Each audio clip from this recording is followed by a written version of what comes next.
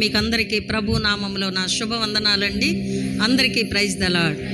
దేవుని మహాకృపను బట్టి దేవుడు గత ఆగస్టు నెల ప్రభు వల్ల ఆరాధన మొదలుకొని ఈ వారములన్నిటను కాపాడి ఈ సెప్టెంబరు నెలలో మొదటి శనివారం ఈ రాత్రి కాల సమయమందు మనం ప్రభువును గణపరిచి ఆయన దైవ వర్తమానం విని ప్రభు బలలో ప్రవేశించే భాగ్యము ప్రభు మనకు దయచేశారు. ఎంతో గొప్ప ఆనందం. ఎందుకంటే దేవునితో ఉండడం గొప్ప భాగ్యంగా ఎంచుకోవాలి. వెండి ఉంటే, బంగారం ఉంటే, ధనం ఉంటే, ధాన్యం ఉంటే, బలం ఉంటే, ఆరోగ్యం ఉంటే భాగ్యం కాదు. ఇలా చూడాలి. ఇంకేముంది? పట్టి కంట్లో నలగదీసినట్టు చూస్తున్నారు. చూడండి, ఇలాగా ఏదున్నా ధనం భాగ్యం కాదు. ఏది భాగ్యం చెప్పండి, చెప్పండి, బాగా చెప్పాలి. దేవుని అన్నారు అంతే, అక్కడికే వినబడుతుంది, మిగతా వినిపించట్లేదు. చెప్పండి, మీరు చెప్పండి. దేవుడే భాగ్యమా? చెప్పాలి, మీరు చెప్పండి. దేవుణ్ణి ఆత్మతో ఆరాధన చేయడమే భాగ్యం. హల్లెలూయా. దేవుని పరిశుద్ధాత్మను కలిగి ఉండుటే గొప్ప ధనం. ఇది తెలియక దేవుణ్ణి నమ్ముకోవడం భాగ్యం, దేవుడు మందిరాన్ని రావడం భాగ్యం, పాట పాడడం భాగ్యం. ఈ భాగ్యం కంటే గొప్పది భాగ్యం ఏంటంటే పరిశుద్ధాత్మతో ప్రభువుని పెనవేసుకుని పరవశించడం. అది చాలా గొప్ప భాగ్యం. దురాత్మ ఉన్న వారికి పరిశుద్ధాత్మతో ఆనందించడానికి చోటు లేదు. దేవుని పరిశుద్ధాత్మతో ఎవరు నడిపించబడతారు అంటే యథార్థవంతులు మాత్రమే, నమ్మకస్తులు మాత్రమే, విశ్వాసులు మాత్రమే. హల్లెలూయా. మరి మేమందరం విశ్వాసులం కాదా అని మీకు అనుకోవచ్చు, మీ మనసులో పుట్టచ్చు. బాప్తిసం తీసేసుకుంటే విశ్వాసులు ఎవరు? విశ్వాసులు అంటే దేవుని మాట, ప్రతి మాట నిజమని నమ్మిన వారే విశ్వాసులు. చప్పట్లు కూడా దేవుని మహిమపరచుదా. హల్లెలూయా. దేవుడు చెప్పిన ప్రతి మాట సత్యము, నిజము అని నమ్మాలి. వాళ్ళే విశ్వాసులు. విశ్వాసం లు అంటే అందరం కలిసి, విశ్వాసి అంటే ఒక్కరు. నీలో ఎంత విశ్వాసం ఉందో, ఎంత విశ్వాస బలం ఉందో, నీ క్రియలను బట్టి, నీ పనులను బట్టి, నీ ఆచారములను బట్టి, నీ పద్ధతులను బట్టి, నీ భక్తిని బట్టి చెప్పేయచ్చు. ఎవరో చెయ్యి చూసి జాతకం చెప్తారు కానీ నీ క్రియ చూసి చెప్పేయచ్చు. నీ ప్రవర్తన, నీ నడవడి చూసి చెప్పేయచ్చు. దేవుని బిడ్డగా, విశ్వాసిగా నీ క్రియలు ఎలా ఉన్నాయి? దేవుని వాక్యం విందాము. తిమోతి పత్రిక, మొదటి తిమోతి పత్రిక 3వ అధ్యాయము 15వ వచనం చదవండి. క్రొత్త నిబంధన గ్రంథములో మొదటి తిమోతి పత్రిక 3వ అధ్యాయము 15వ వచనము.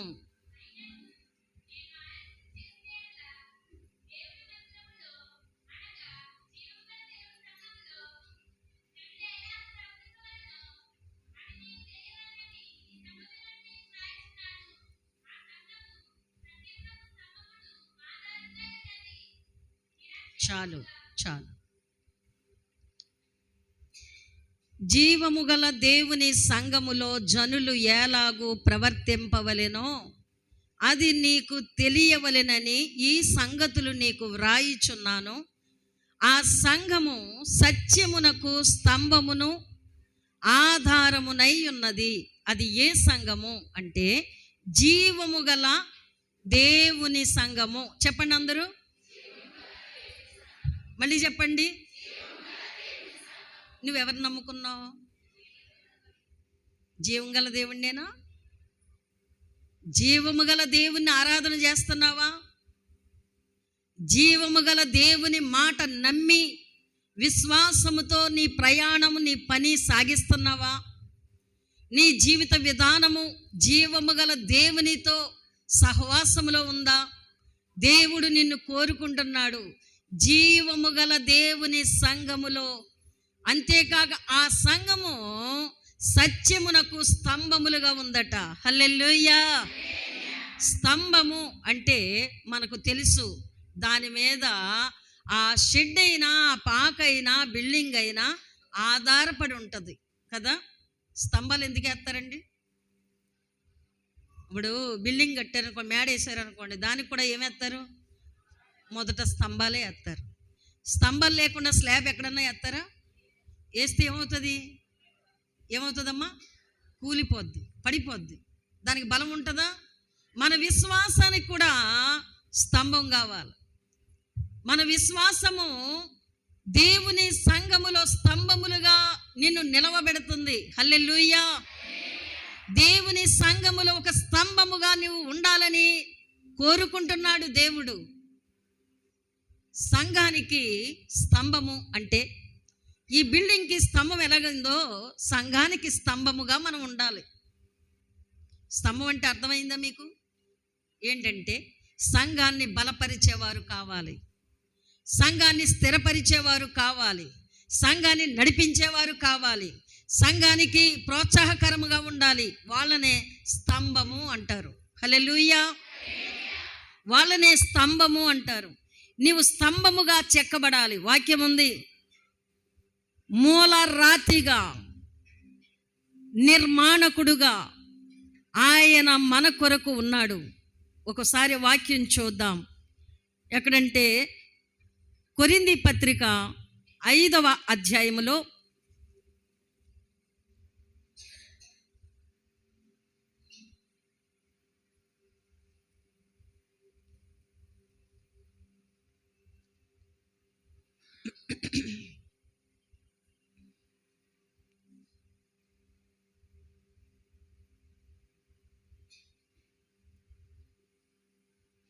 5వ అధ్యాయము 3వ వచనం చదవండి.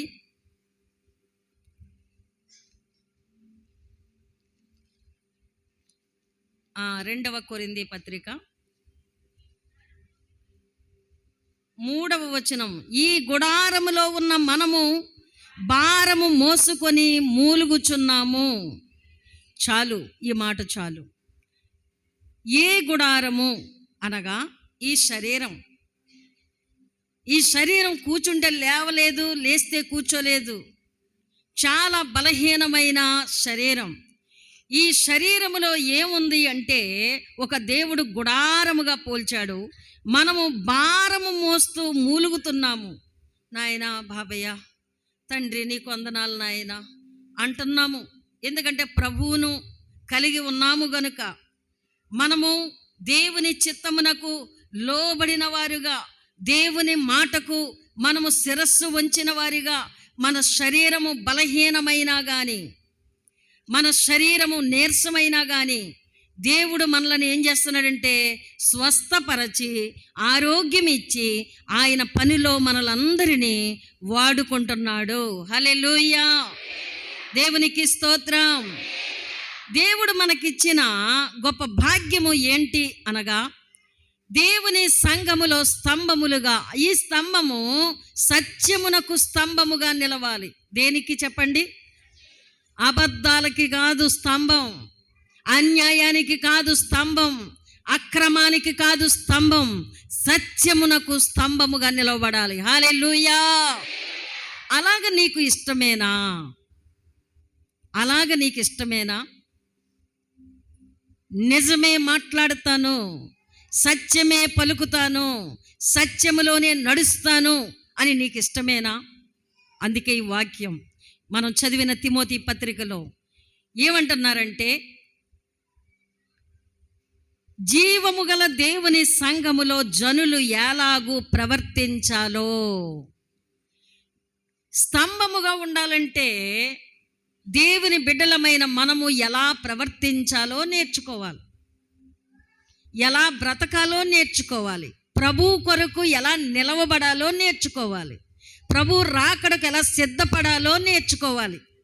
అంతేగాని నీకిష్టమైనట్టు ఉంటే పరలోక రాజ్యమును స్వతంత్రించుకొనలేవు. హల్లెలూయా. పరలోక రాజ్య వారసులుగా ఉండాలంటే దేవుడు ఎలా మనలను ప్రవర్తింప చేయాలో ఆయన నేర్పిస్తాడు. రెండవ మాట ఏమనుందంటే అక్కడ, ఆ సంఘము సత్యమునకు స్తంభమును ఆధారమును. ఆధారము, స్తంభము చెప్పాలంటే ఆ బిల్డింగ్ అంతటికి ఆధారం. కానీ ఈ సంఘము సత్యమునకు స్తంభమును ఆధారము. హల్లెలూయా. ఒక పాట పాడతారు మన పిల్లలు, ఆధారం నాకు ఆధారం, ఆకు తోడు నీడై ఉన్నా నీ కృపయే ఆధారం, ఆశ్రయము నాకు ఆశ్రయము.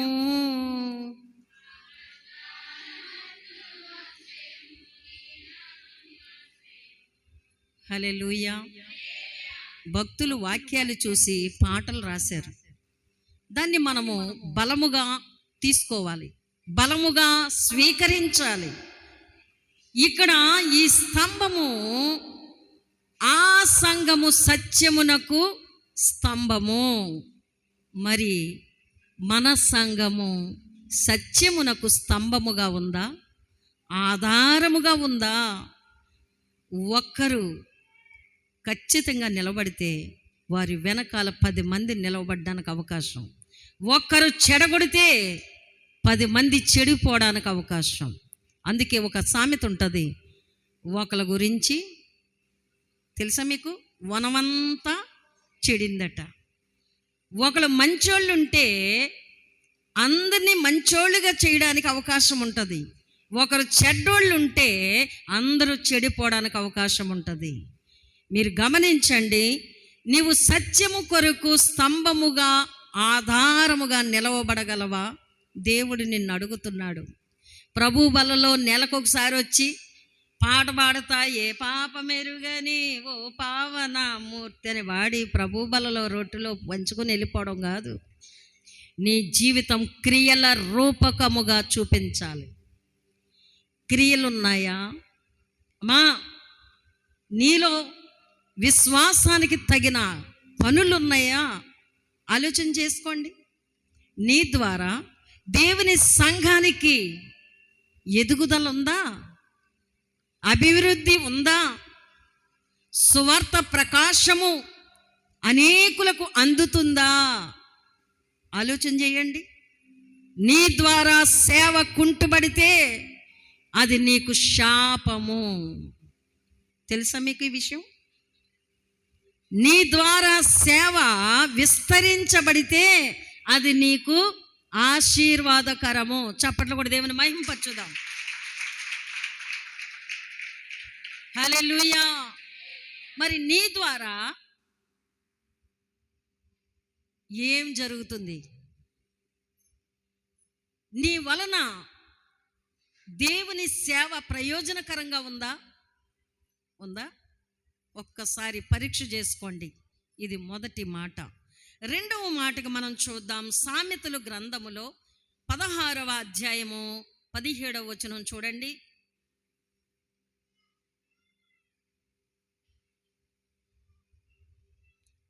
చెడుతనము విడిచి నడుచుటయే. నేను చదివే వరకు ఎక్కడున్నారేటి? నేను అదే చెప్తా. బ్యాటరీ అట ఛార్జింగ్ ఎక్కాలంటే కాసేపు అలాగ ఆఫ్ చేయాలట. అలాగుంది మీకు. మొత్తం 10 మంది అందుకున్నారు. ఇప్పుడు చదవండి. చెడుతనము విడిచి నడుచుటయే యథార్థవంతులకు రాజమార్గము, తన ప్రవర్తన కనిపెట్టువాడు తన ప్రాణమును కాపాడుకొనును. హల్లెలూయా. ఇది రెండవ మాట. చెడుతనము విడిచి నడుచుట నీకు అవసరం. ఎందుకంటే సత్యముకు స్తంభముగా ఉండాలని, ఆధారముగా ఉండాలని దేవుడు మనకు నేర్పిస్తున్నారు గనుక ఇప్పుడు మనం ఎలాగుండాలట చెప్పండి. ఇప్పుడు చదివిన మాట, చెడుతనమును చెప్పాలా, మాట్లాడాలా? కాదు, చెప్పండి. చెడుతనమును విడిచి నడుచుట. అక్కడ వాక్యం చూడరే, అంతేనా? విడిచిపెట్టాలంటున్నారు. విడిచి ఏం చేయాలా? కూర్చోవాలా? నడవాలి, నడవాలి, నడవాలి. నడవలేక నేను ఈ లోక యాత్రల్లో బహుబలహీనుడ నైతినయ్యా. పడాలి. నడవలేక నేను ఈ లోక యాత్రల్లో బహుబలహీనుడ నై. Help me. నా చేయి పట్టి నీతో నన్ను నడిపించుమయ్యా నా యేసయ్యా. నా చేయి పట్టి నీతో నన్ను నడిపించుమయ్యా. నీతో నడవాలని, నీతో నిలవాలని ఓ యేసయ్యా.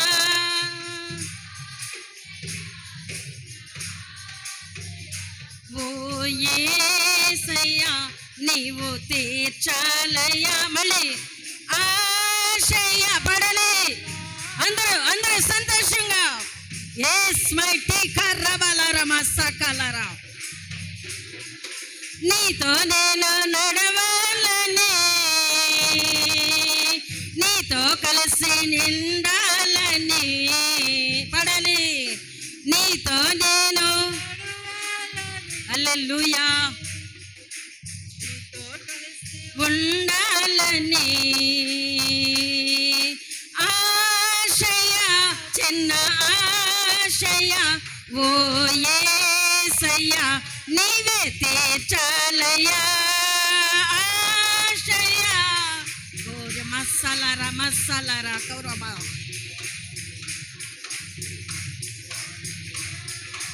హల్లెలూయా. కాస్త తగ్గి వేడి ఉంచండి. నన్ను బొగ్గు చేయకండి, నన్ను చల్లార్చకండి. మీరు ఎంకరేజ్గా ఉండండి.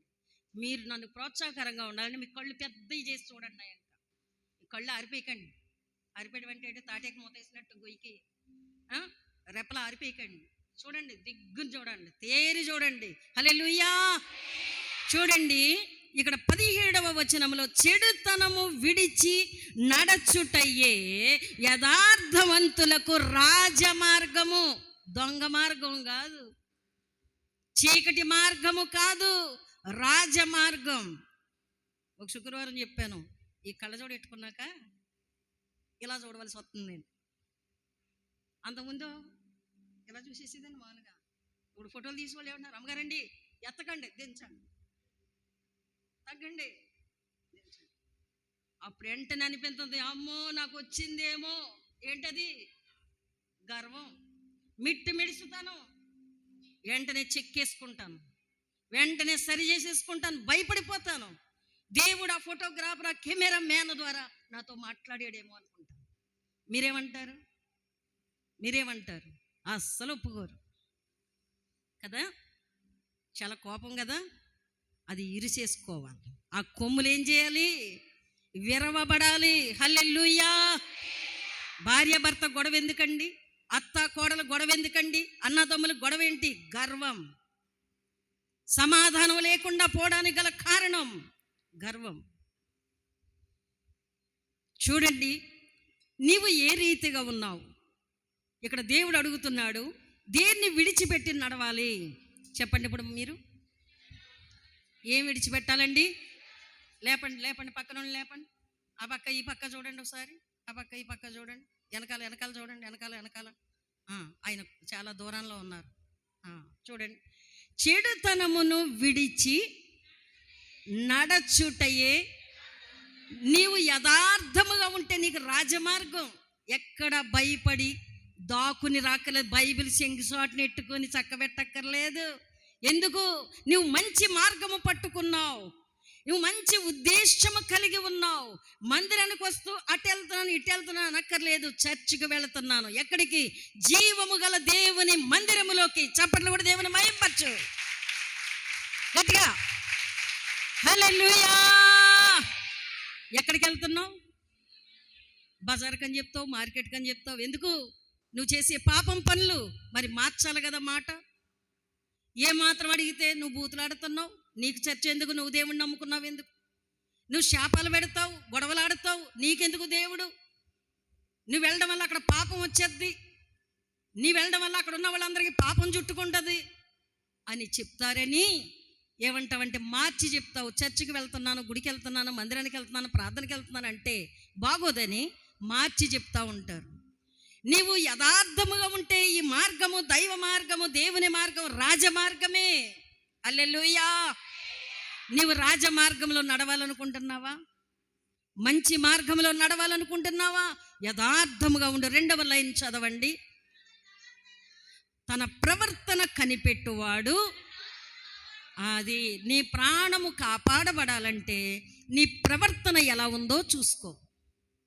ఇక్కడ చెప్పినంతసేపు తల వంచి చాలా గౌరవంగా మాట్లాడి వింటారు, కానీ మళ్ళీ మీరు దైవ సన్నిధానములు ఎప్పుడు ఉంటారో, ఎప్పుడు వస్తారో, ఎప్పుడు ఆరాధన చేస్తారో నమ్మనకలేదు. చాలా మోసం. దేవుణ్ణే మోసగించేద్దామని చూస్తున్నారు. కాదు కాదు, దేవుని కాదు, నిన్ను నీవే మోసగించుకుంటున్నావు. ఇది తెలుసా మీకు? నిన్ను నీవే మోసపుచ్చుకుంటున్నావు, నిన్ను నీవే మోసపరుచుకుంటున్నావు. కానీ దేవుడు కళ్ళు గప్పి నువ్వేం చేయగలవు చెప్పండి? దేవుణ్ణి మరుగు చేసి మనం ఏదైనా సాధించగలమండి? చూడండి, తన ప్రవర్తన ఎవరైతే కనిపెట్టుకుంటారో, నాది నేనే కనిపెట్టుకోవాలి, మీ ప్రవర్తన మీరే కనిపెట్టుకోవాలి. బాగా వినండి, నా ప్రవర్తన ఇంకొకరు కనిపెడితే అది గొప్పతనం కాదు. నా ప్రవర్తన నేనే కనిపెట్టుకోవాలి, మీ ప్రవర్తన మీరే కనిపెట్టుకోవాలి. ఏమని? నేను ఎలా ఉన్నాను, నేను దేవునికి దగ్గరగా ఉన్నానా, నేను దేవునికి లోబడుతున్నానా, నేను దేవుని మాట వింటున్నానా, దేవుని చిత్త ప్రకారంగా చేస్తున్నానా లేదా అని నాకు నేనుగా మీకు మీరుగా కనిపెట్టుకోవాలి. అలా కనిపెట్టే వారికి ఉంది అక్కడ వాక్యం, చదువుదాం. తన ప్రవర్తన కనిపెట్టువాడు ప్రాణమునే కాపాడుకుంటాడట. హల్లెలూయా. నీ ప్రాణము కాపాడబడాలంటే నీ ప్రవర్తన ఎలా ఉందో చూసుకోవాలి. నీ ప్రవర్తన విధానం ఎలా ఉంది, నీ నడవడి ఎలా ఉంది, నీ పద్ధతులు ఎలా ఉన్నాయి, కనిపెట్టుకోండి. కనిపెట్టుకోండి, మిమ్మల్ని మీరే కనిపెట్టుకోవడం మీకు మంచిది. ఎందుకంటే మీ ప్రాణములు కాపాడబడతాయి. మన ప్రాణము, మన సకల మార్గములు ఏ దేవుని వశములో ఉన్నవో కనిపెట్టండి. కనిపెట్టండి. ఒక రాజుతో దేవుడు చెప్తున్నాడు, నెబుకద్నెజరు రాజుతో దేవుడు అంటున్నాడు, రాజా, నీ ప్రాణమును, నీ సకల మార్గములను ఏ దేవుని వశములో ఉన్నవో అది నీకు తెలియలేదు, ఇప్పుడు తెలుసుకో అని రాజు కన్నులు తెరిపించాడు దేవుడే. హల్లెలూయా. కొంతమందికి అధికారం చేతిలో ఉందని, పరిపాలన చేతిలో ఉందని, లేకపోతే ధనం చేతిలో ఉందని, లేకపోతే మాట తీరు పద్ధతి నాకు ఏదైనా మాట్లాడగలను అనుకునేవారు దేవుణ్ణే విడిచి, దేవుణ్ణే మరచి వారికి నచ్చిన విధముగా నడుస్తూ ఉంటారు. అక్కడే దేవుడు చెప్తున్నాడు, నీ ప్రవర్తనను నీవు కనిపెట్టుకో, నీ ప్రాణాన్ని నీవు కాపాడుకో. హల్లెలూయా. 3వ మాటకు వెళ్దాం. చూడండి, సామెతల గ్రంథములోనే 1:3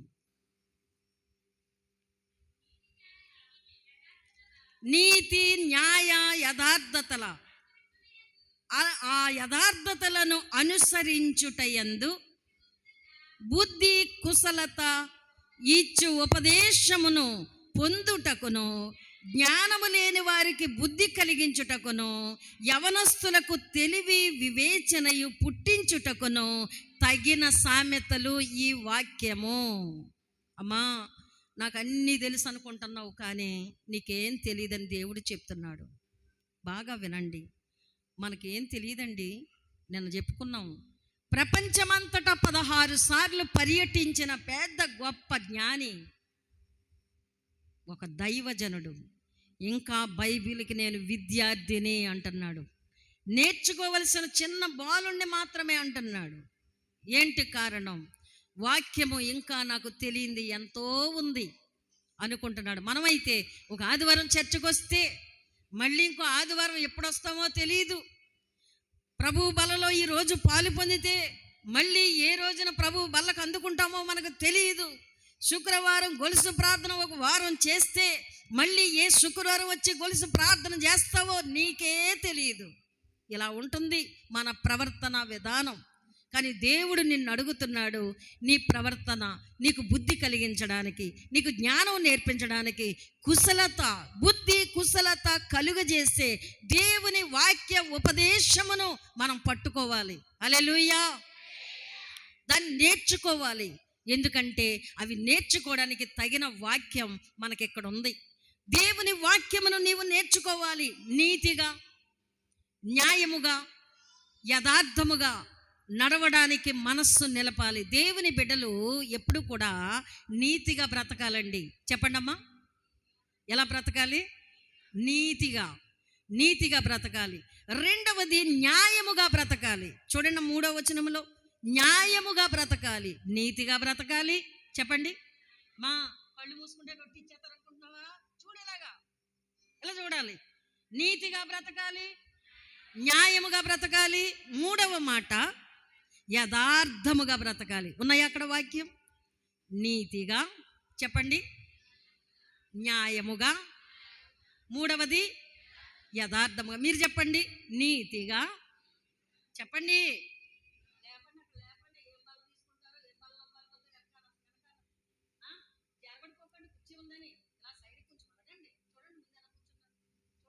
నీతిగా, న్యాయముగా, యథార్థముగా. చెప్పండి, దేవుని మహిమపరచుదాం. హల్లెలూయా. నీతి, న్యాయం, యథార్థత విశ్వాసులకు చాలా అవసరం. నీవు బలమైన విశ్వాసివి, సంఘములో సత్యమునకు స్తంభముగా, ఆధారముగా ఉంటే నీతి, న్యాయం, యథార్థత విడిచిపెట్టకు, పట్టుకో, దాన్ని అవలంబించు, దాన్ని పాటించు. దేవుడు నిన్ను బలముగా వాడుకుని తగిన ప్రతిఫలం నీకు ఇచ్చువాడే ఉన్నాడు. అందుకే ఆ క్రింది మాట చూడండి, జ్ఞానము లేని వారికి బుద్ధి కలిగించేది. ఎవరైతే యవనస్తులు ఈ రోజుల్లో బాప్తిసం దేనికి తీసుకుంటున్నారో తెలియదు, వాళ్ళు ఎందుకు వచ్చి చర్చిలో పాలు పొందారో తెలియదు, వారు ఎందుకు ప్రభువును నమ్ముకున్నాము అన్నారో తెలియదు.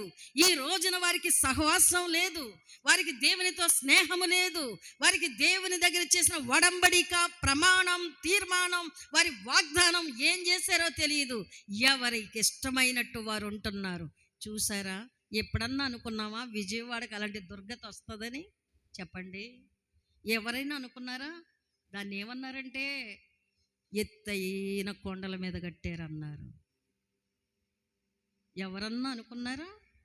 చూసారా ఎంత తారుమారైపోయిందో. ఒక అబ్బాయిని అంటారు, అయ్యో నడుంకు కట్టుకోలేకపోయావురా బాబు, తాడు చేత్తో పట్టుకున్నావేరావా, పడిపోయి పోతున్నావు అంటున్నారు. అమ్మా, బ్రతుకుతున్నామంటే ఎలాగనుకుంటున్నావు? దేవుని కృప వలన బ్రతుకుతున్నాం. మన ప్రాణం ఎంతో కాదు, అర్థమవుతుందా? నీతిగా, న్యాయంగా, యథార్థముగా బ్రతకడం నేర్చుకుందాం. బుద్ధి, కుశలత, జ్ఞానమునిచ్చేది దేవుని వాక్యం. ఎన్నో పనులు నీకు ఖాళీ ఉండదు. మంచం మీద ఉండి రాజ్యాల్ని జయించేసినట్టు ఫీల్ అయిపోతూ ఉంటావు. కుర్చీలో కూర్చుని అధికారాలు చెలాయించేస్తూ ఉంటావు. వెర్రివాడా, ఈ రాత్రి నీ ప్రాణమును అడుగుచున్నానని ఆనాడు ధనవంతుడితో మాట్లాడిన మాట నీతో మాట్లాడితే నీ గతి ఏమవుతుంది? అర్థం కావడం లేదు. ఏంటి నీకు ఆ బెంకపట్టు? ఎందుకు నీవంత బిగుసుతనము? దైవ భయము కలిగి నీ ప్రవర్తనను మార్చేసుకొని దేవుని సంఘములో సత్యమునకు స్తంభముగా నిలవబడు. హల్లెలూయా. దేవునికి స్తోత్రం. దేవునితో బ్రతకడానికి, దేవునితో కలిసి ఉండడానికి, ఆయనతో స్నేహం చేయడానికి మనస్సు నిలుపుకోండి. నీ వల్ల ఎందుకమ్మా సంఘాన్ని పాడు చేస్తావు? నీ వల్ల ఎందుకయ్యా సంఘాన్ని చెరుపుతావు? నీ వల్ల ఎందుకండి సంఘాన్ని వెనక లాగుతారు? మీరు ముందుకి ప్రోత్సాహకరంగా ఉండకుండా సేవకుల భుజాలు ఎందుకండి అణిచేస్తారు? ఒక్కసారి ఆలోచన చేయండి. నీ వలన సంఘము నష్టపోతుంది. దేవుని సువార్త సేవ నష్టమైపోతుంది, వెనక్కి పడిపోతుంది. వెనకబడిపోతుంది. ఎందుకు? దానికి గల కారణం ఏంటి? నీ వలన నీ వలన నీ వలన వినరు, చెప్తే వినరు, పట్టించుకోరు. మీ ప్రవర్తనే మీకు ఆధారం చేసేసుకుంటారు, మీ పద్ధతులే మీకు ఆధారం చేసుకుంటారు. సేవకుడు వాక్యమును ఉద్దేశించి మాట్లాడుతుంటే మీకు అర్థం కాదు. నెలకొకసారి మాత్రం వచ్చి ఏ పాప మెరుగని, అబ్బా ఈరోజు వచ్చే కన్నీరు మళ్ళీ నెలంతా కనబడదు. ఈరోజు వచ్చే పశ్చాత్తాప ప్రార్థన ఈ నెలంతా కనబడదు. ఏమైపోతుంది? ఏమైపోతుంది? ఏమైపోతుంది? నీ ప్రవర్తన ఎలా ఉంది? దేవుడు నిన్ను అడుగుతున్నాడు. ఎంత నొక్కి నొక్కి పట్టి పట్టి గుచ్చి గుచ్చి చెప్పినా కానీ ఇక్కడే వదిలేసి మళ్ళీ ఎలాగున్నావో ఆ పాత మనస్సుతో ఇంటికి చేరిపోతావే కానీ మనస్సు మార్చుకోవు. ఎప్పుడు మారుతావు? ఎప్పుడు మార్చబడతావు? హల్లెలూయా, దేవునికి స్తోత్రం. చూడండి, యోబు గ్రంథములో 13వ అధ్యాయము 31వ వచనం, 15వ వచనం. యోబు గ్రంథం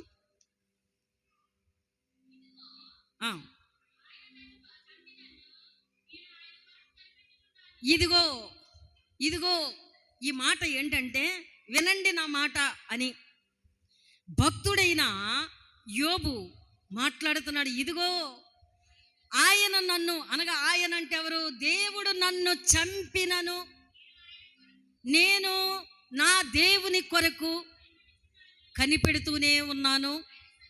ఆయన సన్నిధిని నా ప్రవర్తన ఏంటట? న్యాయము అని రుజువు చేస్తాను. హల్లెలూయా. యోబుకి చాలా శ్రమలు వచ్చాయి, మనకందరికీ తెలుసు కదా. నాకు తెలియదు అన్న వాళ్ళు ఎవరన్నా ఉన్నామా? యోబుకి ఎన్ని శ్రమలు వచ్చాయో తెలుసు కదా. తెలుసా? తెలియదండి? తెలుసండి? తెలుసా? తెలుసు. అయితే యోబు అంటున్నాడు, ఇదిగో ఒకవేళ ఇన్ని రోగాలు, ఇన్ని శ్రమలు, ఇన్ని శోధనలు నా మీద పెట్టాడు, నన్ను చంపేసినా సరే, ఏం చేసినామా? లేపండి లేపండి లేపండి. నన్ను చంపినను, ఏమంటాడు? చంపినను ఆయన కొరకు ఎందుకు కనిపెడతాడట? నాకు మేలే జరుగుతుంది కానీ కీడేమియు జరగదు. హల్లెలూయా. కీడు ఎప్పుడు జరుగుతుందంటే, నీవు సరిగా లేనప్పుడు చక్కదిద్దడానికి కీడు మన మీదకి వస్తుంది. యోబు విశ్వాసాన్ని పరీక్ష చేయడానికి కీడు మీదకి వచ్చినప్పుడు యోబు పలుకుతున్న మాటలు ఏంటంటే, నన్ను దేవుడు చంపినా సరే ఇదిగో వినండి అంటున్నాడు. నేను నా ప్రవర్తనను న్యాయమని రుజువుపరుస్తాను. నా ప్రవర్తన ఎలా ఉందంటే నీతిగా ఉంది. చెప్పండి. న్యాయముగా ఉంది, యథార్థముగా ఉంది, దేవుని యందు భయభక్తులు కలిగి ఉంది. చప్పట్లు కూడా దేవుని మహిమ పరచుదాం. హల్లెలూయా. సవాలు విసురుతున్నాడండి యోబు. నీకుందా? నోరిప్పితే అన్ని అబద్ధాలే, ప్రతి మాటలో అబద్ధం కలుపుతావు. ఏదో విధముగా అక్కడ సాహసం చేసినట్టు మాట్లాడతావు. కానీ దేవుడు నిన్ను ఏమని కోరుకుంటున్నాడంటే, సత్యమునకు స్తంభముగా నిన్ను కోరుకుంటున్నాడు. హల్లెలూయా.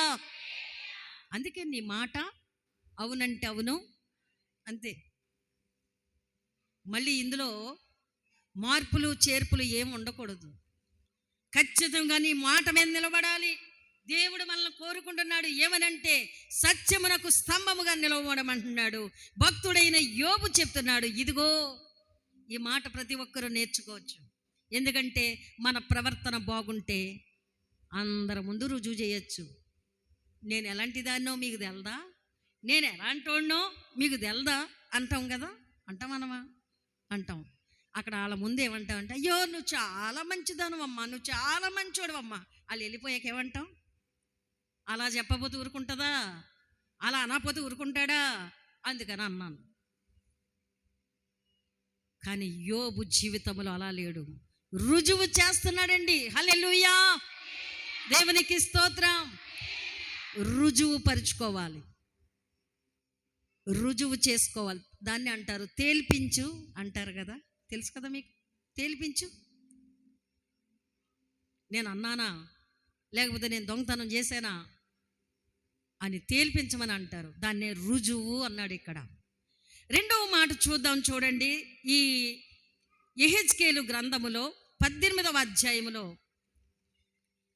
23వ వచనం చదవండి. 23వ వచనం, యెహెజ్కేలు గ్రంథం. దుష్టులు మరణము పొందుట చేత నాకెంత మాత్రము సంతోషము కలుగుతుందా? వారు తమ ప్రవర్తనను దిద్దుకొని బ్రతుకుటయే. దేవుడు చెప్తున్నాడండి మాట. అక్కడ యోబు చెప్పుకున్నాడు, ఇక్కడ దేవుడే చెప్తున్నాడు. ఏమంటున్నాడంటే, దుష్టులు అమ్మా దేవుని మాట వింటూ, మొదటి కీర్తనలో ఉంది వాక్యం, తెలుసు కదా, 1వ కీర్తనలో, దుష్టుల ఆలోచన చొప్పున నడువక, పాపుల మార్గమున నిలువక, అపహాసకులు కూర్చుండు చోటను కూర్చుండక, యెహోవా ధర్మశాస్త్రమునందు ఆనందించాలి. దేవుని వాక్యం వింటున్నా, చదువుతున్నా ఆనందముతో ఉండాలి. ఏదో పారేసినట్టు చూడండి, బెంగెట్టుకున్న మోకాల్లో కొన్ని నిద్ర మోకాలు చూడండి ఎలాగున్నాయి. వాళ్ళకి అరటిపళ్ళు ముందెట్టు తినమ్మా అన్నప్పుడు తినేలా లేరు. ఎందుకంటే వాళ్ళకి ఏమొచ్చింది? అది. హల్లెలూయా, దేవుని స్తోత్రం. చూడండి, యెహోవా ధర్మశాస్త్రమునందు, ఇంకా తీసుకోలేదా మీరు? అలా చూడండి, ఇంకా ఆనందించుచు, దివారాత్రం అంటే రాత్రి పగలు కూడా దేవుని వాక్యమును ధ్యానించాలి. ధ్యానించి ఆ ధ్యానించుట వలన కలిగిన ధన్యతను మనము సంపాదించుకోవాలి. హల్లెలూయా, అది దేవుని బిడ్డలుగా మనకిచ్చాడు దేవుడు.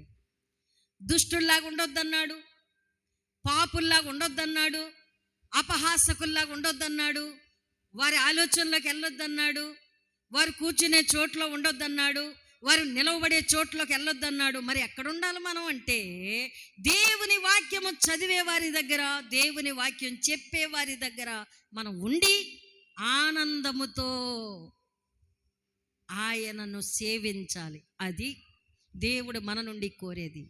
ఆ మాట ఎవరు మర్చిపోకండి.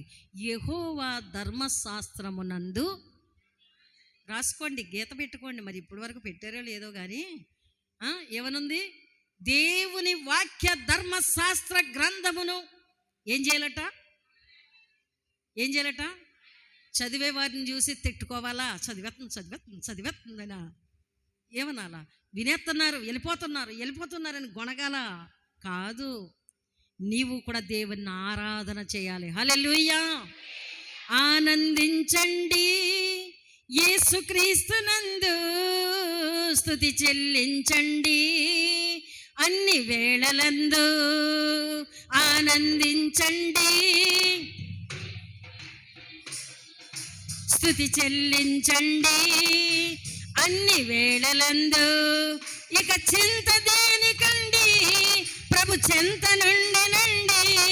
ఇక చింత దేనికండి, ప్రభు చింత నుండినండి. ఆనందించండి యేసుక్రీస్తునందు, స్తుతి చెల్లించండి. హల్లెలూయా. దేవుని వాక్యం వినేటప్పుడు, చెప్పేటప్పుడు, దాన్ని గ్రహించేటప్పుడు మనలో సంతోషము, ఆనందం ఉండాలి. అది కావాలి. అందుకే ఇక్కడ ఈ యెహెజ్కేలు గ్రంథంలో చెప్తున్న మాట ఏంటంటే, ఎన్నో అధ్యాయము ఎన్నో వచనం చెప్పండి. 18వ అధ్యాయము 23వ వచనములో, దుష్టుడు మరణము నొందుట చేత, మా పాపాత్ములకు చచ్చిపోకూడదు, రక్షించబడాలి. వింటున్నారా? మీ ఇంట్లో ఎవరైనా, మీ కుటుంబాల్లో ఎవరైనా రక్షణ లేకుండా ఉన్నారా? ఇలా చూడాలి, సీరియస్గా ఇలా చూడాలి. చూడండి, మీ ఇంట్లో ఎవరికైనా రక్షణ లేదా? లేక దేవునితో సహవాసం లేదా? దేవుని వాక్యానికి రావడం లేదా? దేవుని సన్నిధి, ఆయన శక్తిని సంపూర్ణముగా అనుభవించిన వారుగా లేరా? వారి కోసం చెప్తున్నాడు, దుష్టులు. వారెవరు? దేవుని వాక్యం ఉంది, దుష్టులను దేవుని మరచు జనులందరూ పాతాళములోకి దిగిపోతారట. అమ్మా, రక్షణ పొందాడు మా ఆయన, రక్షణ పొందాడు మా అబ్బాయి అనుకుంటున్నావా? దేవుణ్ణి మరచిపోయి ఉన్నారు. వాళ్ళు ఎక్కడికి వెళ్తారో తెలుసా? పాతాళములోకి దిగిపోతారు. హల్లెలూయా. రక్షణ పొందారని ఇంటికాడ భజన చేయడానికి కాదు, ఇంటి దగ్గర తాళాలు కొట్టినట్టు కాదు, ఇంటి దగ్గర కబుర్లు చెప్పడం కాదు. దైవ సన్నిధానంలో భయముతో వణకుతో అడుగు పెట్టాలి, దేవుని సేవించాలి, దేవుని ఆరాధన చేయాలి. దేవుని మాట వినకుండా, నీ ప్రవర్తనను మార్చుకోకుండా, నీ బుద్ధి మార్చుకోకుండా దేవునికే తిరుగుబాటు చేస్తే పాతాళంలోకి దిగిపోతావు. బాగా వినండి, బాగా వినండి. దుష్టులను దేవుని మరిచే జనులు, అక్కడ జరిగే పని. ఎక్కడేమనుందంటే, దుష్టుడు మరణము పొందుట వాడికి ఏమీ ప్రయోజనం లేదు. చచ్చిపోతే చాలామంది అంటారు సత్తే గొడవ లేదంటారు. సత్తే పోదు, ఎక్కువైపోద్ది అక్కడ ఆవేదన, చాలా నలుగుడైపోద్దండి. బాధపడతారు. ఎగవారు నోరు నెత్తి కొట్టుకొందురయ్యో, ఈ ఘోర నరకమునందు పాపులు బాధపడుదురయ్యో. అమ్మా ఎలిజబెత్ అమ్మా, అలాగేనా పాట? ఇక్కడ లేదు. నోరు నెత్తి కొట్టుకుని ఏడ్చే రోజు, దానికే వాక్యం అదే. ఆ రోజులో తల్లి జాడ పిల్లకు లేక, పిల్ల జాడ తల్లికి రాక, చెట్టుకొకరు పుట్టకొక్కరై అనాథలై అరిచి ఏడ్చే రోజు రాబోతుంది. మరి నీ గతి ఏంటి? నీ ఇంటి వారి గతి ఏంటి? నీ స్థితి ఎలా ఉంది? జాగ్రత్త. ఇక్కడ చూడండి, దుష్టులు మరణము నొందుట చేత నాకెంత మాత్రము సంతోషము కలుగుతుందా? కలగదు. అయితే వారు తమ ప్రవర్తనను దిద్దుకోవాలి, ప్రవర్తనను మార్చుకోవాలి. నీకున్న ఆలోచనలు, చెడ్డ ఆలోచనలన్నీ తీసి పారేయాలి. చెత్త పెంట పారేసినట్టు పారేయాలట. ఏంటి? మనలో దుష్టత్వం, మనలో వెకిలితనం. ఒక్కొక్క మాట గుర్తొస్తూ ఉంటుంది నాకు. కొన్ని సంవత్సరాలుగా మీకు నేర్పించాం ఏంటంటే, ప్రభు వాళ్ళకి కాస్తంత 3 లక్షలు 1000 ఖర్చు పెట్టి పక్షులు చేస్తారు. అందులో ఒక చిన్న తెల్ల చీర చూడండి, కలర్స్ కట్టుకుని దేవుని తింటున్నారో నా మనసులో వాక్యం లేదా? అది నా మనసులో మీకు ఎలా ఉందంటే, వాళ్ళు అలాగే చెప్తారు, నేను ఇంతే. ఇది నా పద్ధతి. ఏమైంది? వేల వందల డబ్బులు ఖర్చు పెట్టి బట్టలు కొనటం లేదా? చెప్పండి. అందులో వాళ్ళు కొనుక్కుంటే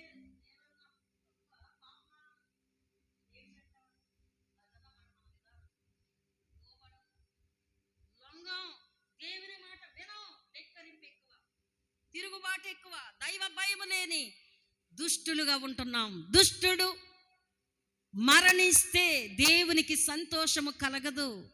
కానీ తన ప్రవర్తనను చక్కదిద్దుకోవాలి, సరి చేసుకుంటే అప్పుడు ఎలాగుంటుందట?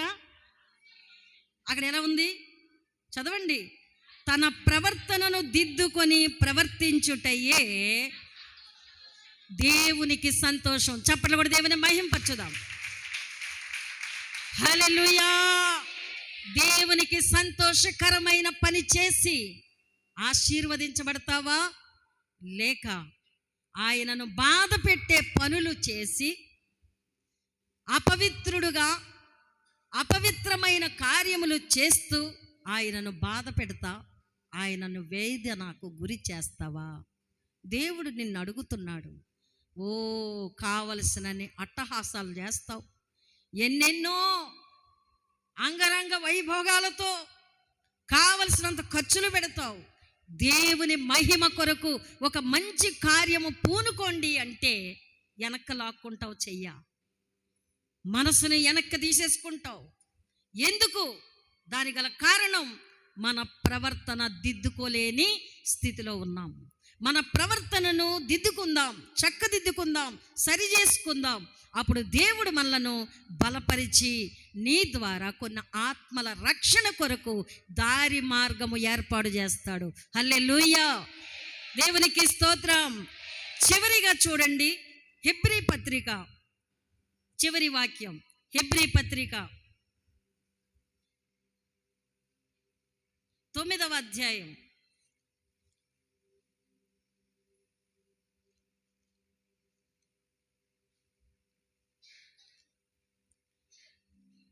హల్లెలూయా.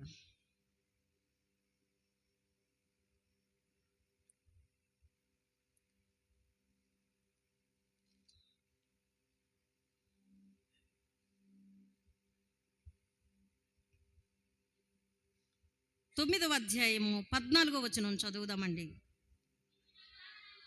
నిత్యుడగు ఆత్మ ద్వారా తన్ను తాను దేవునికి నిర్దోషినిగా అర్పించుకొనిన క్రీస్తు యొక్క పరిశుద్ధ రక్తము మనలో ఉన్న నిర్జీవ క్రియలను విడిచిపెట్టి జీవము గల దేవునిని సేవించుటకు మన మనస్సాక్షిని ఎంతో ఎక్కువగా శుద్ధి చేయును. ఆగుదాం. ఇక్కడ చూడండి, నిత్యుడగు ఆత్మ యెషయా గ్రంథములో కూడా మనం వింటాం, చదువుతాం. ఏమనంటే, ఏలయనగా మనకు శిశువు పుట్టెను, మనకు కుమారుడు అనుగ్రహింపబడెను, ఆయన భుజము మీద రాజ్యభారముండును, ఆశ్చర్యకరుడు, ఆలోచనకర్త, బలవంతుడైన దేవుడు, నిత్యుడగు తండ్రి, సమాధానకర్తయగు అధిపతి అని ఆయనకు పేరు పెట్టబడును. హల్లెలూయా. నిత్యుడగు తండ్రి, నిత్యుడగు ఆత్మ. ఇక్కడ మనం చదివిన భాగములో నిత్యుడగు ఆత్మ, నిత్యుడగు తండ్రి ఆత్మ ద్వారా తన్ను తాను, అనగా ప్రభువైన యేసుక్రీస్తు వారు తన్ను తాను పరలోక తండ్రికి, అనగా దేవునికి నిర్దోషి, అంటే ఏ దోషము లేనివానిగా ఆయన ఏం చేశాడట? అర్పించుకున్నాడు, సమర్పణ చేసుకున్నాడు. హల్లెలూయా. నీవు సమర్పించుకున్నావా దేవునికి? వినండి, ఇలా చూడండి. దేవునికి సమర్పించుకున్నావా? దేవునికి సమర్పణ చేసుకున్నావా? నిన్ను నీవు ధనము సమర్పిస్తాం, ధాన్యము సమర్పిస్తాం, ఇల్లు సమర్పిస్తాం. నీ హృదయాన్ని దేవునికి సమర్పించావా? నీ అడి ఆశలు దేవునికి సమర్పించావా? నీ పెత్తనము, పెద్దరికం, పరిపాలన, నీ అధికారం, నీ హక్కు, నీ పౌరసత్వం సమర్పించావా? దేవునికి అర్పించిన వారుగా ఉన్నామా? నీవు ఎలా అర్పించుకున్నావు? దేవునికి అర్పించుకున్నావా? నిన్ను నీవు అర్పించుకుని నా జీవితం మనం దేవునికి ఇవ్వాలి. దేవునికి అర్పణముగా, బలిగా అర్పించుకున్న క్రీస్తు ప్రభువు మన ముందున్నారు.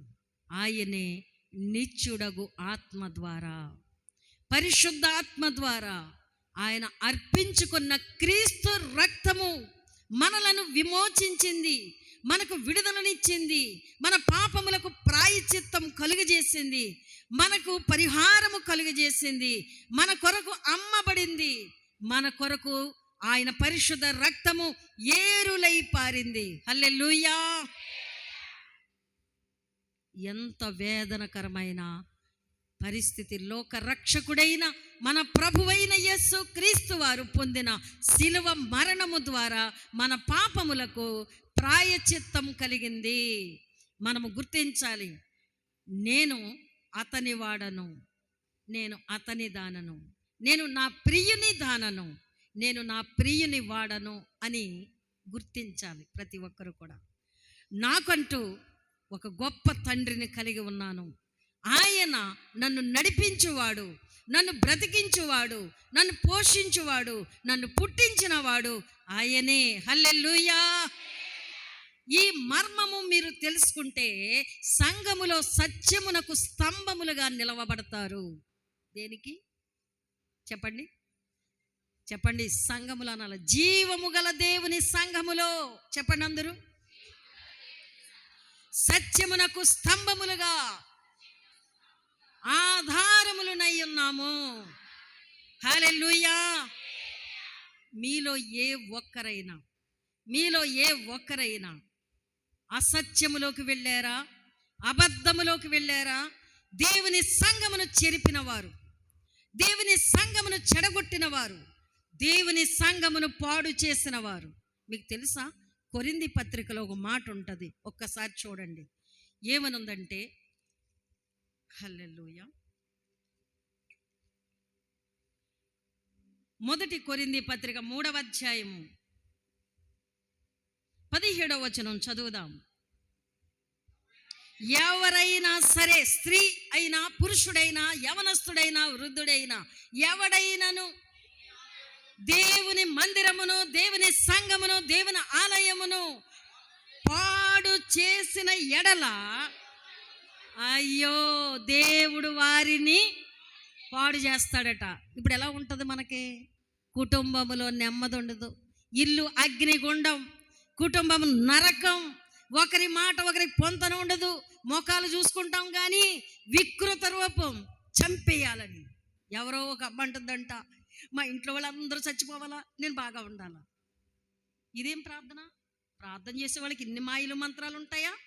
చూడండి, మీలో ఎవరైనా దేవుని ఆలయమును పాడు చేస్తే దేవుడు వారిని పాడు చేస్తాడట. మరి సంఘాన్ని పాడు చేస్తే ఊరుకుంటాడా? చెప్పండి. సేవకులు పడే ప్రయాసను నువ్వు నాశనం చేస్తే, నువ్వు నిరర్ధకము చేస్తే దేవుడు నిన్నేం చేస్తాడు? పాడు చేస్తాడు. సేవకులను చిన్నగా అంచనా వేసి, వాళ్ళు మతి లేనోళ్ళు, వాళ్ళు తెంగరోళ్ళు, వాళ్ళు తెలివి లేనోళ్ళు అని నువ్వు ఆలోచన చేస్తున్నావా? మరి దేవుడు ఎలాంటోడు చెప్పండి? నీకు తెలివిచ్చినోడు, నిన్ను పుట్టించినోడు, నిన్ను రక్షించినోడు, నిన్ను బ్రతికిస్తున్నాడు. ఆయన నువ్వు తెలివి లేనోడని ఎలా చెప్పగలవు? చెప్పండి. హల్లెలూయా. ఇప్పుడు మోషే ఉన్నాడండి, నేను నోటి మాంద్యము గలవాడను అని దేవుని దగ్గర ఒప్పుకున్నాడు ఇశ్రాయేలు ప్రజలు నడిపించమంటే. అంటే అర్థం ఏంటి? నేను గట్టిగా ధైర్యంగా ఎవరి దగ్గరికి వెళ్ళి మాట్లాడలేను, చెప్పలేను, అంతేకాదు నేను నత్తోణ్ణి, నాకు ధైర్యం చాలదు అన్నాడు. అప్పుడు అన్నాడు, మానవుడికి నోరిచ్చిన వాడను నేనే కదా. హల్లెలూయా. మనిషిగా మనకి జ్ఞానం ఇచ్చింది, బలం ఇచ్చింది ఆయన. అయితే ఆయన ఎక్కిరించడానికి మనం ఎవరు? ఎవడైనను దేవుని ఆలయమును, దేవుని సంఘమును, దేవుని చిత్తమును పాడు చేస్తే దేవుడు వాడిని ఏం చేస్తాడు? అది గుర్తుపెట్టుకోండి. దేవుడు కరెక్ట్గా చెప్పిన మాట గుండెల్లో ఒక గుర్తుగా పెట్టుకోండి. భయపడండి, దేవునికి లోబడండి, నా ఇష్టమని తిరక్కండి. ఒకవేళ నా ఇష్టం అన్నావా, ఆయన ఇష్టం చేసేస్తాడు. అర్థమైందా? నా ఇష్టమని నువ్వు తిరుగుబాటు చేస్తే ఆయన ఇష్టమే చేస్తాడు. ఆయనకొకటి మనకొకటి న్యాయం కాదు. నా దగ్గరికి వస్తే నీ దగ్గరికి వస్తానన్నాడు, నాకిస్తే నీకు ఇస్తానన్నాడు, నన్ను వెతుకు నీకు దొరుకుతాను అన్నాడు, నన్ను అడుగు నీకు ఇస్తాను అన్నాడు. ఆయన న్యాయబద్ధంగానే మాట్లాడాడు. మరి మనం అన్యాయంగా వెళ్తే ఊరుకుంటాడా? చెప్పండి. కనుక గుర్తుపెట్టుకోండి. ఇప్పుడు హెబ్రీ పత్రికలోకి వెళ్తున్నాం. నిర్జీవ క్రియలు విడిచిపెడదాం. బయట లోకంలో రకరకాల పండగలు, నిన్న కూడా మాట్లాడుకున్నాం పండగలు. ఇంత సాయంకాలం మైక్ వినబడుతుంటే రేపు దసరా సెలవులో ఉపవాసకూటాలు కూడా మనకి ఇలాగే ఉంటాయి. కానీ లోపల ఉన్న మనకే సంఘము బలపరచబడ్డానికే. కనుక మనమందరము కూడా తలస్నానం చేశానని అటే పో స్నానం ఇటే పో స్నానం కాదు, అటే పోతానం ఇటే పోతాండం కాదు, అటే పోమాట ఇటే పోమాట కాదు. నికర్షగా ఉండాలి నీ భక్తి, నీ ప్రవర్తన విధానం. దేవుడు కోరుకుంటున్నాడు నిన్ను నిర్జీవ క్రియలను విడిచిపెట్టి జీవము గల దేవుణ్ణి సేవించడానికి నీ మనస్సాక్షిని ఎంతో ఎక్కువగా శుద్ధి చేయను. హల్లెలూయా. చివరి మాట ఇదే, గుర్తుపెట్టుకోండి. నీవు జీవము గల దేవుని సేవ చేస్తావా, నిర్జీవ క్రియలను జరిగిస్తావా? నీ క్రియలు ఎలా ఉన్నాయి? జీవము గల దేవుని ఆరాధన చేస్తావా? ఆయన పౌరుషం గల దేవుడండి. ఆయన చూసి చూడనట్టు ఉన్నాడని చేతగాని వాడు అనుకుంటున్నావా? నువ్వు ఏం చేసినా చలామణి అయిపోతున్నావు అనుకుంటున్నావా? చాలా జాగ్రత్త. ఎందుకో తెలుసా? ఆయన కోపం వస్తే పర్వతములు మైనములాగా కరిగిపోతాయట. చాలా భయపడాలి దేవునికి. మన జ్ఞానం చాలదు, మన తెలివి చాలదు. దేవుని భయం మనకెంత అవసరం. నిర్జీవ క్రియలు, జీవము లేని వాటికి మ్రొక్కడం, నమస్కారం చేయడం, వాటికి సాగిలపడడం, ఆ పేరు మీద ఏదో తెచ్చుకుని నీ కడుపు నింపుకోవడం, ఇవి కరెక్ట్ కాదు. వాటిని విడిచిపెట్టు. అది శాపగ్రస్తమైన భోజనం, అది శాపగ్రస్తమైన ఆహారం, అది శాపగ్రస్తమైన స్థలం, అది శాపగ్రస్తమైన కార్యక్రమాలు. కనుక వాటిలో మనము ఎంత మాత్రము ప్రవేశించకూడదు. నిర్జీవ క్రియలు విడిచిపెడదాం, జీవము గల దేవుణ్ణి సేవిందాం. మన మనస్సాక్షిని శుద్ధి చేసే వాక్యాన్ని పొందుకుని దైవ భయముతో సత్యమునకు జీవము గల దేవుని సంఘములో స్తంభములుగా నిలవబడదాం. దేవుడట్టి కృప మనకందరికీ దయచేయునుగాక. దేవుడి పరిశుద్ధ వర్తమానము మన అందరి భక్తి, నీతి, యథార్థత దైవ సన్నిధానములో బహు సాక్షార్థమై ప్రభు రాకడకు సిద్ధపడదుముగాక. ఆమేన్. ప్రార్థన చేద్దాం, లేచి నిలవబడదాం. చాలాసేపు కూర్చున్నారు కదా, లేచి నిలవబడినప్పుడు బయటికి వెళ్ళమని కాదు, ఇక్కడే ఉండి మీ శిరస్సు వంచి మీ 2 చేతులు గుండెల దగ్గర జోడించి పెట్టండి. బయటికి ఎవరూ వెళ్ళొద్దు. అలాగే ప్రార్థనలో కళ్ళు మూసుకోండి. మంచి మాటలు విన్నాము. దేవుడు